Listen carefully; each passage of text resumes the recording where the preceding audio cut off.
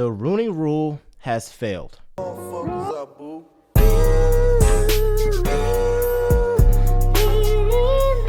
And I mean, we all knew this, but it's really evident today as there's only one black coach in Mike Tomlin in the NFL. Now, people are going to be like, you're making it about race, you're making it about race. First of all, you don't have to watch this video.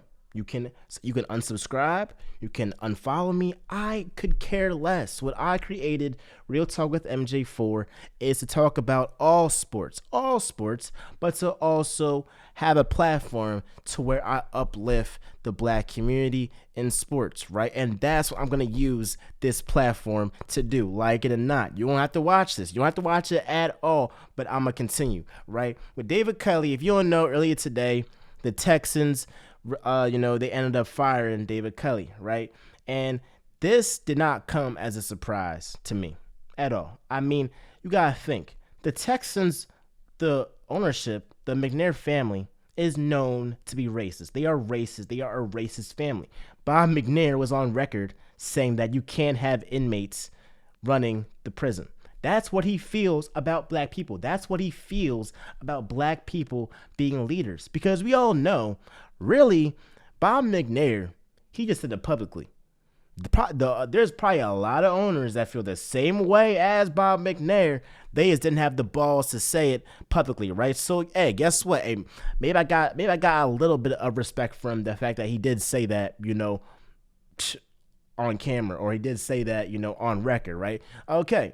But we all knew that when they hired David Culley, they was hiring him just to be like, we're not racist. It's kind of like, when some racist person is like, I got black friends. Like the McNair family was like, we hired David Culley. We're not racist, right? We just hired a black coach. But from the jump, they never supported him. They knew that this season was going to be a wash when you don't have a guy like Deshaun Watson and that roster is full of scrubs, bro. The one positive from this season is that Pep Hamilton has been able to really coach up David Mills, and David Mills looking to be, a pretty bright spot on that Texans team. I expect him to play next season. He was overlooked, right, in the draft, right? You got guys like Trevor Lawrence, Justin Fields, Mac Jones, Trey Lance, right? Nobody was thinking about David Mills, but he's debatably the best rookie this season, right? Debatably, right? But again, the Texans ended up firing him for a 4-13 record when everybody knew this was a rebuilding season as Deshaun Watson is out. Then earlier this week, the Dolphins ended up firing Brian Flores. Now they said, this is because, they had friction between Brian Flores and Tua, Chris Greer. Look, this guy Brian Flores has had back-to-back winning seasons. I think y'all know that Tua is not that guy. Y'all pretty much know that Tua is not that guy, but Chris Greer made that pick, and he wants to really justify that pick by really saying, Tua is that guy. Brian Flores is like, no, he's not that guy.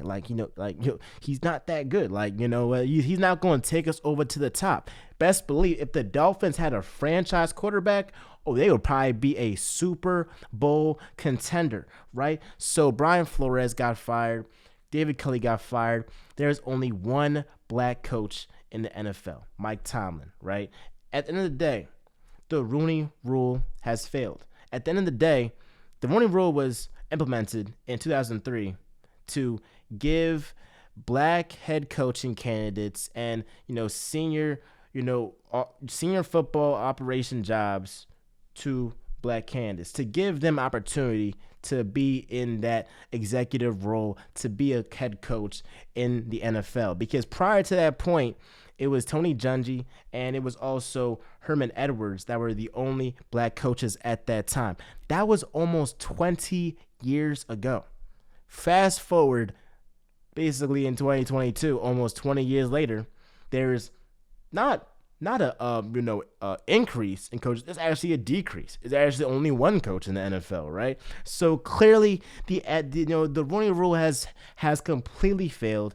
It has shown that you can't really tell these owners who they can hire, right? They have that mentality that this is my organization.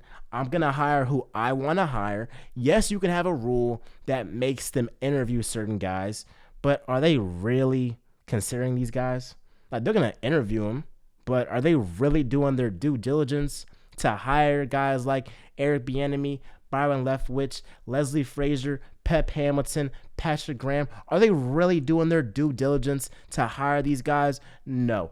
A lot of these owners have it in mind who they want to hire. And more times than not, that guy is a white man.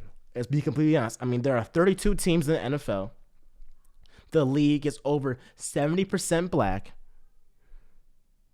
And there's only one black head coach.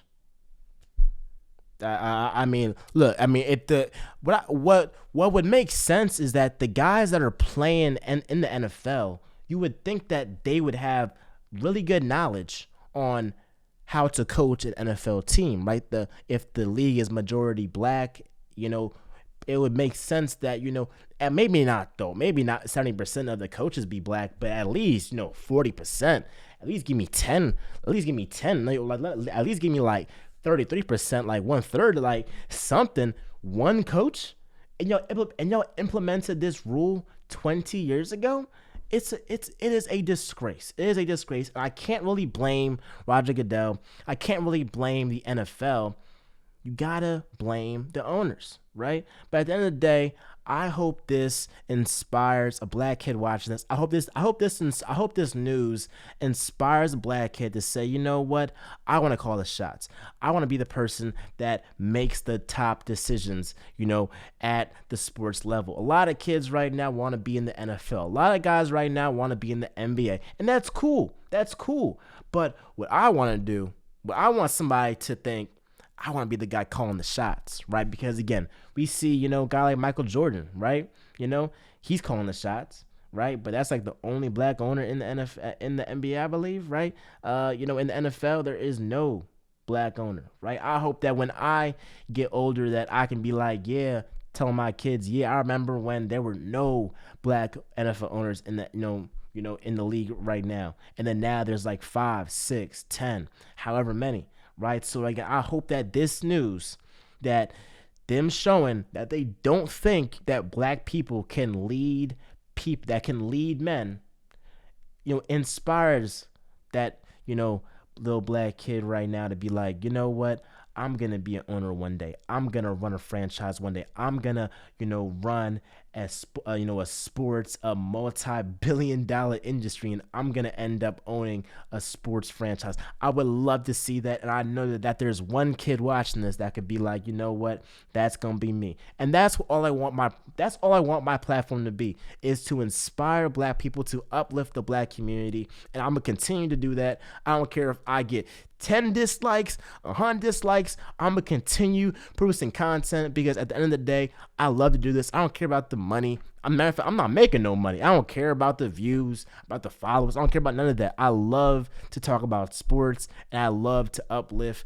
the black community. So at the end of the day, I hope guys like, Byron Leftwich, Eric Bieniemy, Leslie Frazier, Pep Hamilton, Patrick Graham, all these guys get opportunities with all the head coaching vacancies in the NFL, but also know your worth. I feel like a guy like David Culley he paid his dues in the league, and he was so happy to be an NFL head coach that he was like, you know what, I'll take any job. But we all knew. We were like, the Texans are getting David Culley. We knew from the jump this wasn't gonna end well. And again, I just feel like they did this because they were like, just to prove to people we're not racist. We hired David Culley, man. But let me know what you think down below. And one last thing, what we're seeing in the NFL is that white head coaches can bypass, basically, paying their dues in the league. A guy like Brandon Staley had one season as a coordinator in the league, and now he is a head coach. A guy like Dan Campbell had a season where he was the tight end coach for the Saints, and now he's promoted to be the Lions head coach, right? A guy like Pep Hamilton, they're telling him, oh, well, he can be an offensive coordinator for the Texans, right? He's under strong consideration to be an offensive coordinator when this guy has shown that he is a quarterback guru, that he didn't helped out David Mills, that he didn't helped out Justin Herbert. If you don't give this guy a freaking job, bro, when this league is heading towards the direction of really having offensive-minded coaches, right? Guys like Sean McVay, guys like Andy Reid, guys like, I'm trying to think off the top of my head. Now, Kevin Stefanski, I can't even say his name particularly right. But again, this league is trending towards the direction of having offensive-minded head coaches. And again, those are the names: Byron Leftwich, Eric Bieniemy, Leslie Frazier, Pep Hamilton, Patrick Graham. Those 5, I want them to be in rooms. And obviously Brian Flores, but Brian Flores, like Colin Cowherd said, be picky. Be picky. Don't just pick some job just because you're like, you know what? Oh, I gotta get a job or whatever. You're gonna get a job. Just be picky.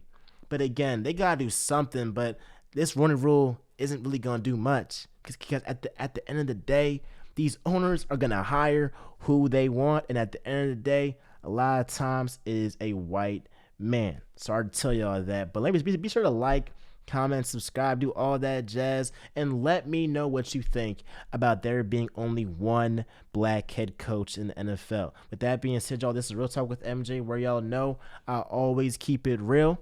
I'm out, y'all.